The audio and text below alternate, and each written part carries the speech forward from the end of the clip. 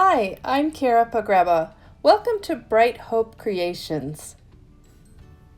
Today we're making a scene card using the Flippin' Awesome die. And this is the outside in stitched rectangle in fake tan. And using the fall fling paper, this is a scalloped rectangle from the Flippin' Awesome add-on. Here's the Flippin' Awesome piece in Rainforest cardstock, the largest square from that set in raspberry cardstock, the stitched square in white cardstock, the diagonal gift card pocket in pattern paper from Fall Fling, an add-on rectangle in fake tan, a banner in Rainforest, and this little dog coordinating die from Tiny Christmas in black licorice. So there's Tiny Christmas, so we'll use those kids and the dog. This is Spooky Village, our main stamps here today, and then also this pumpkin from Pick of the Patch, the icing drizzle from How You Been Christmas cookie add-on, the welcome from Be Happy, great from Fortune Teller Tabby, and Harold's ABCs. Whew, so let's get started. I'm adhering the stitched rectangle to a 4 1/4 by 5 1/2 note card, and then putting on the scalloped rectangle, and that's where I'm going to put the awesome die. And here's the Flippin' Awesome die. So all you're doing is folding everything. Anytime there's a score line, you're going to fold it. And I'm reinforcing all of my folds with the bone folder. And once I have them all done one way, and you can see it's quite flexible now, but then I'm going to fold them the other way as well. And each one of those lines will get folded and it will be super flexible. So let's see that. Ooh, there it is. All right, so we've got that all done, and I'm just adhering the first square on that square part of the die cut. And then I'm going to put score tape on those 3 other areas between the folds and score tape on these 2 tabs. So those 2 tabs are the things that are going to hold this down to our card. So you really want a strong adhesive on there. The other ones between those folds, it doesn't have to be so hard, such a strong tape, but I had it and I like it, so there you go. So you just add each one of these squares where the fold line, where it meets the fold line, and there it is. It's flippin' awesome. So we flip the back part behind it, and then the tabs get folded down, and you just take the adhesive off those tabs and line up your interactive piece where you want it on the card and adhere it down just with those 2 tabs. And now watch, you pull it and there goes the flaps. Easy. I pulled it a few times just to make sure it was working well. And now I'm going to pull it all the way out, and this is the pocket that I'm putting on there, and you just fold it at the score lines. And I'm using again that 1/4 inch double-sided tape, and I'm putting it all around, taking it off, and then to put it on here, I want to tuck it inside. So I'm going to create a wedge with my scissors just so that it's easy to tuck in there. And you want it partially tucked in so that it doesn't fly all the way out when you're moving it back and forth, because otherwise it could become a stopper. And this way it's under there. It's not going to stop the motion. So there we go. And now I'm going to move it a few times to get it used to having another piece there. And this you can use as a decorative piece, but I'm cutting it a little short and putting it in as a little note card. And you could put a gift card in there too. That's kind of what it's made for. And then I'll put this banner with the sentiment at the bottom. So really the card is done except for the scenes. And my scenes are going to mimic the classic 1966 cartoon, It's the Great Pumpkin, Charlie Brown. So Linus is out there in the pumpkin patch, and he has his sign, Welcome Great Pumpkin. Now you can see I just put the P down there instead of the whole word in letters, because I find it easy to put these letters on the door of the MISTI rather than flip the MISTI onto all those little letters. But Look, they all come down perfectly together because that's the way these letters work for and the words with the lawn fawn pieces. All right, so here's our big pumpkin, and I created a mask just by putting that on some post-it note, and we need some little pumpkins in the background because it's the pumpkin patch. And so a few more, and then I'm going to also mask these. I didn't mask all the little curly cues that go along, just the pumpkins. So now Linus can be standing behind the pumpkins because they're masked. And I'm inking everything up with the Lawn Fawn Jet Black ink. It is Copic friendly and it's a nice black crisp ink. So I'm putting a little fence in there from Spooky Village to kind of define our pumpkin patch. And now here's his friends. They are going to have nothing to do with Linus and his idea of waiting in the pumpkin patch. They are ready to go trick-or-treating and then off to their Halloween party. So I'm partially inking up part of that because I want to squish those kids together a little bit more. So I'm going to put Candy Corn Kid here a little closer to the witch.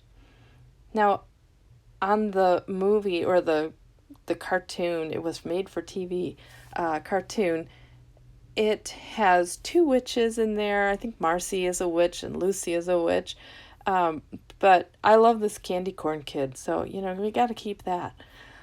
So I am putting just a rectangle around this the words so that I can create a sign for Linus to be holding.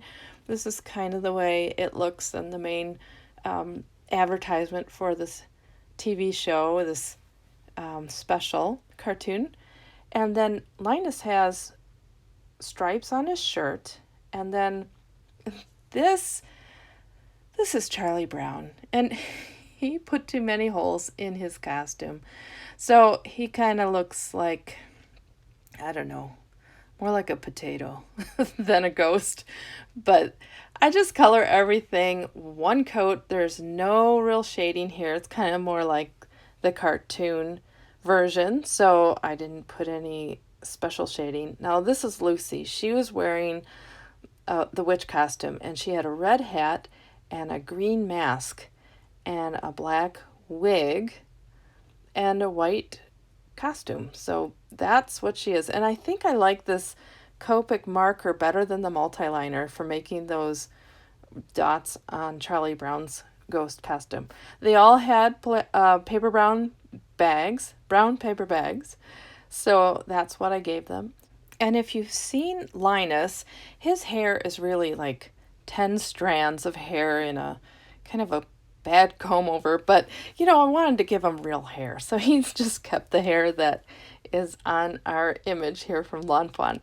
All right, and just for the leaves in the pumpkin patch, I'm making dots in 2 different colors, and the stems and the leaves on the pumpkins as well.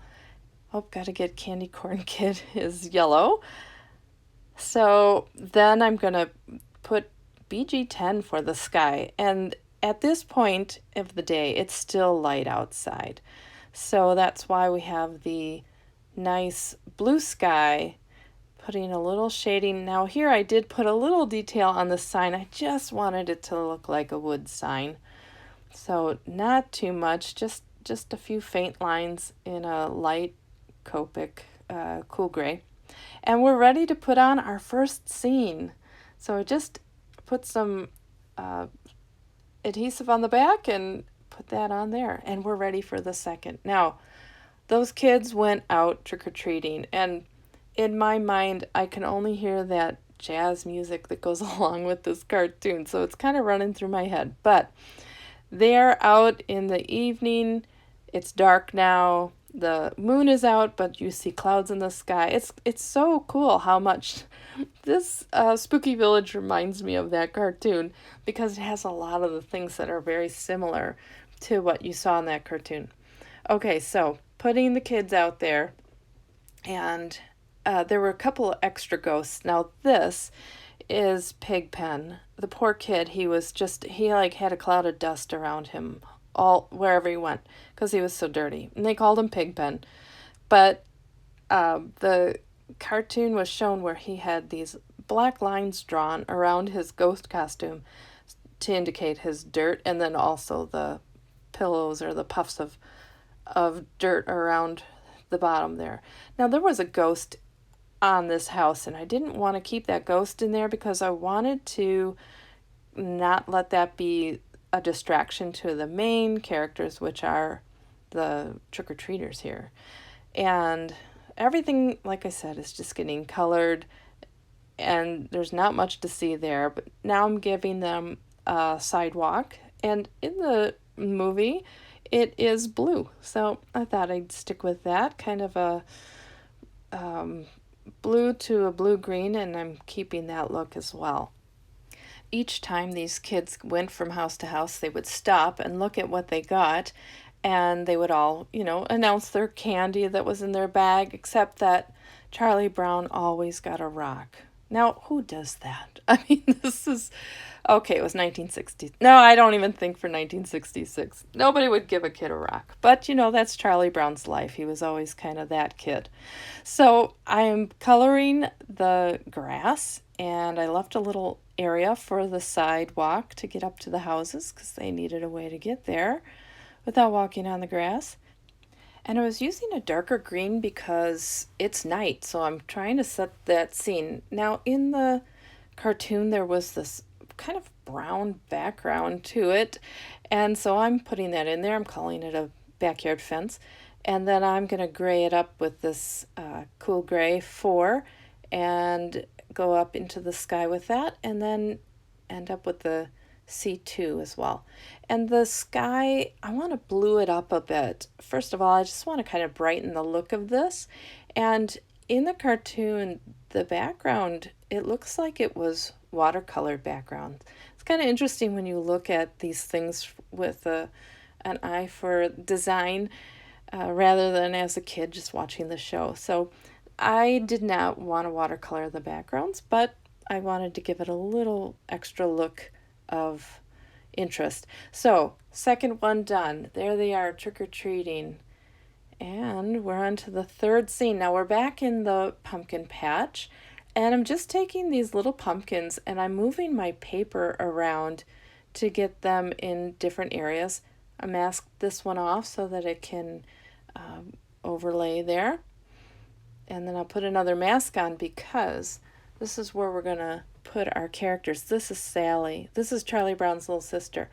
And Linus convinced her, she's the youngest one, and also she's smitten with Linus, but he convinced her that she should wait out in that pumpkin patch for the great pumpkin to come. And so they're out there together, and this is, I needed to create a large moon here. So I just took a pencil and drew around that balloon. It was round, so that gave me the circle, and I'm coloring not just up to the pencil line so that I can erase the marks without, if you put Copic over a pencil line, it will stay. So and then we're putting in some darker colors, again this dark green, because it's night, and so I wanted to make it look a little darker. And back to the details, he's got his striped shirt that's red, and Sally, she wears this little dress, and it's got a Peter Pan collar and a little waistband, and it's a blue dress. So here's her blue dress, and she also has some black polka dots on it. I'll get to that. But she also has yellow hair. I mean yellow. It's not blonde. It's cartoon yellow. So I gave her that yellow hair. I'm putting on the polka dots on her dress. And so that's Sally. But this kid, she kind of looks more like a young Drew Barrymore. I think she's so cute, but like in E.T. I don't know. Anyway, back to Sally. She has the look of surprise on her face because they see the great pumpkin. Out from the pumpkins arises the great pumpkin. Whoever that is, I don't even know. But anyway, Linus is so happy. He is smiling, but she's like, oh. So they're seeing this great pumpkin, and here's our final scene. Now, the moon is further away. We're still in the pumpkin patch. Linus has fainted. He's on the ground.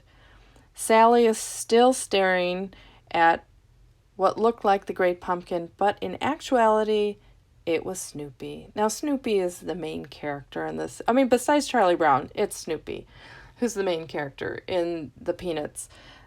So we're just coloring them all up here. Now, Snoopy, he has this little black spot on his back and black ears. So we've got to put that on there. And it's Halloween. He's dressed up like the Red Baron. I don't know. Anyway, they have this whole Red Baron part of the show for him. But he's got a little helmet on that's green, and he even has goggles on, but let's be real here. So we're going to give Sally that look of surprise, but right now she's more upset that this is just Snoopy. This is her dog and not the Great Pumpkin. But meanwhile, back to Linus. In classic cartoon style, he has these lines above his head that kind of indicate that he has fainted. And the Christmas cookie, How You Been add-on, it's so funny how well that just kind of reflected that look. So this is from the Spooky Village. This is the sentiment I've gone with. And with both of these, I inked them up in Lawn Fawn clear ink. And I am using the Lawn Fawn white embossing powder, and I'll heat emboss both of those pieces, the sentiment and Linus's dizziness, and adhered that, and we put that in our book and adhered the sentiment with some double-sided tape and adhered that, and we are all set. So back to the beginning. There's our scenes. Well, I hope this inspired you today to think of a story or something that would be fun to tell in the way of the Flippin' Awesome die. Here's a look now at each of the scenes. I hope you have an awesome day. Thanks for watching. Bye.